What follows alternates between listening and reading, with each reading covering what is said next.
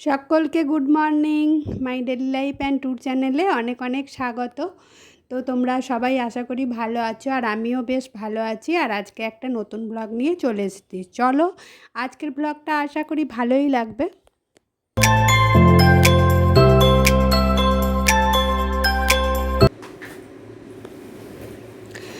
সকাল সকালই একটু বাজারে পাঠিয়েছিলাম, তো বাজার চলেও এসেছে, আর সেগুলো একটুখানি ঢেলে নিলাম। আর এগুলোকে আলাদা আলাদা করে বেছে আবার ফ্রিজে ঢোকানোর ব্যাপারটা আছে। তো এগুলো আলাদা আলাদা করে বেছে ঠিকঠাক করে না ঢোকালে আবার ঠিক সময়ে ঠিক জিনিসটা পাওয়ার ক্ষেত্রেও অসুবিধা হয়। তো সেই জন্যে আমি কি করি, আলাদা আলাদা করে এইভাবে রেখে আলাদা আলাদা প্যাকেটের মধ্যে ভরে আমি ফ্রিজে রেখে দিই। আর সেই জন্য এগুলোকে আলাদা আলাদা করে গুছিয়ে রাখলাম।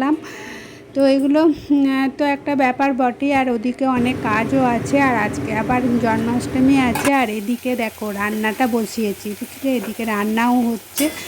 তো আজকে একটা মোটামুটি একটা তরকারি আর একটু পোস্ত এইসবই হবে, কেননা জন্মাষ্টমীতে একটুখানি নিরামিষ রান্নাই করব, আর সবাই নিরামিষ খাবে। আর আমি তো জন্মাষ্টমীর ব্রতটা করি, তো সেহেতু আমার খাবারটা আবার আলাদা করে বানাবো। তো এখন এদেরগুলো করে নিয়ে তারপরে আমার খাবারটা বানাবো।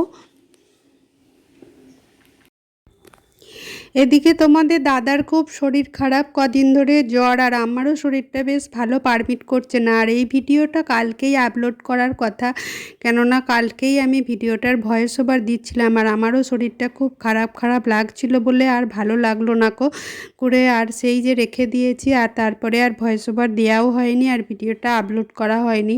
আর তোমার দাদার তো প্রচুর জ্বরটা ছাড়ছে না, তো ওষুধ খাচ্ছে, আর স্কুলও যেতে পারেনি। তো এইভাবে একটুখানি সময়ও একটুখানি বেশি লাগছে, কেননা ওকে একটুখানি সময় দিতে হচ্ছে। তো সেই জন্যে কাজেরও দেরি হচ্ছে। আর নিজের শরীর ভালো না থাকলে দেখবে মনও ভালো লাগে না, আর কোনো কিছু করতেও ইচ্ছা করছে না, শরীরটা বেশি খারাপ। আর এই জ্বরগুলো সব চারিদিকে হচ্ছে, একজনকার বাড়িতে হলেই সেই চারিদিকে সবাইকারই হচ্ছে আর কি। বাড়িতে একজনকার হলে সবার একে একে হচ্ছে। তো আমাকেও মনে হচ্ছে ছাড়বে না তো জানি না কিন্তু জ্বর ফর হলে তো মেয়েদের তো ছাড়ার নেই, জানোই, সবই করতে হবে। আর এই যে সবজি ফবজি এসেছিলো বলে আর একটুখানি বেলাতে ঘরগুলো একটুখানি নোংরাও হয়ে যায় রান্না বান্না করার পর, আর সেগুলো একটুখানি আমি প্রতিদিনই ঝাঁট দিয়ে নেবার চেষ্টা করি। তবে কোনো দিন হয়তো অন্য কাজের কিছু চাপ থাকলে, ব্যস্ততা থাকলে তখন আর হয়ে ওঠে না তো এইসব কাজ করতে করতে তোমাদের সঙ্গে অনেক গল্প করা হয়ে গেল, আর সব কথা তোমাদের সঙ্গে শেয়ার করি, কি করি না করি, বা যাই কিছু করি, যেখানে যাই সবটাই শেয়ার করি। তো এদিকে ঝাঁটটাও দিচ্ছি, আর এদিকে দেখো তালের লুচি করব, আর একটু সাদা লুচি করব, সেটাও একটুখানি মেখেছি। আর একটুখানি তালের করব, সেটাও একটুখানি মেখে রেখেছি। তো আর ওদিকে ডালিয়া বসিয়ে দিয়েছিলাম, ডালিয়ার জন্য সবজিগুলো ভেজে।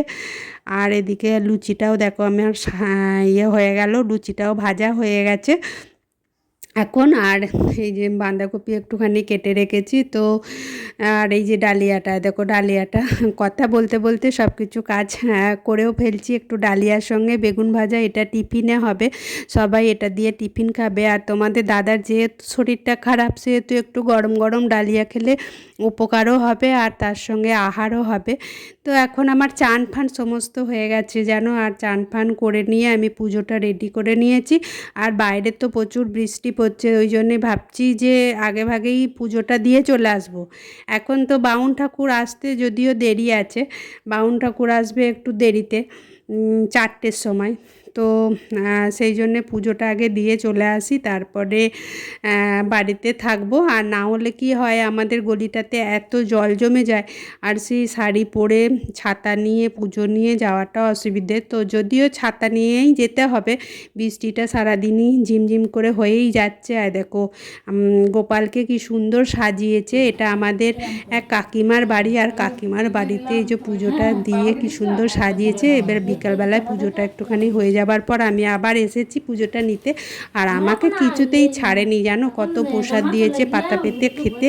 তো প্রচুর রকমের আইটেম করেছে, তো বলে না শ্রীকৃষ্ণের 52 ভোগ, সেই রকমই আর কি, অনেক কিছু রান্না বান্না করেছে। তো প্রসাদ এদিকে খেতেও দিয়েছে, বাড়িতেও অনেক প্রসাদ দিয়েছে। আর এই সকালবেলায় এই দেখো আমার গাছগুলোর কাছে একটুখানি এলাম। গাছগুলো অনেক দিন দেখাশোনা কিচ্ছু করা হয়নি। আর এই যে মানি প্ল্যান্ট গাছটা অনেকটা বেড়ে গেছে, ছোট্ট জায়গাতে লাগানো কিন্তু ভালোই বেড়ে গেছে। এটাকে আমাকে দড়ি দিয়ে বেঁধে দিতে হবে, না হলে ও সে ঠিকঠাক উঠতে পারছে না। তো বারান্দাটাও আমার যেমন প্রিয়, আবার ছাদটাও আমার তেমন প্রিয়। আর এই গাছপালাগুলো হচ্ছে আমার সঙ্গী, এদেরকে নিয়েই আমার বেশিক্ষণ সময়টা কাটে। বা ভালোই লাগে আমার গাছ ফাছ পরিচর্যা করতে, বেশ ভালোই লাগে। সেটা তো তোমরা জানোই, তোমাদের সঙ্গে তো সবটাই বলি, যে জানোই আমাকে মাঝে মাঝেই বাগানে দেখো, ছাদ বাগানে দেখো, আবার বারান্দার বাগানেও দেখো। তো সারাদিনই ঝিমঝিম করে বৃষ্টি হচ্ছে, তবে আজকের আকাশটা একটু পরিষ্কার। তো আজকে একটু পরিষ্কার, এখন মেঘলা মেঘলা করে আছে, বৃষ্টিটা আর হয়নি কো। আর দেখি বেলাতে রোদ হবে নাকি জানি না কো। আর দেখো এই গাছগুলো, দেখো এই গাছগুলো একটু একটু করে বড় হচ্ছে।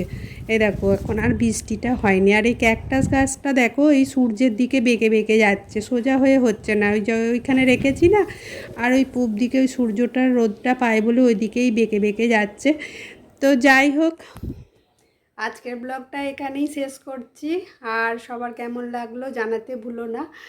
যারা শেষ পর্যন্ত দেখলে তাদেরকে অনেক ধন্যবাদ, অনেক ভালোবাসা। আর যারা সঙ্গে আছো তাদেরকেও অনেক ভালোবাসা। যারা এখনও চ্যানেলটাকে সাবস্ক্রাইব করোনি, সকলকে চ্যানেলটা সাবস্ক্রাইব করার অনুরোধ রইল। তো যদি ভালো লাগে অবশ্যই। তো আজকে এখানেই শেষ করছি, টাটা, সবাই ভালো থেকো।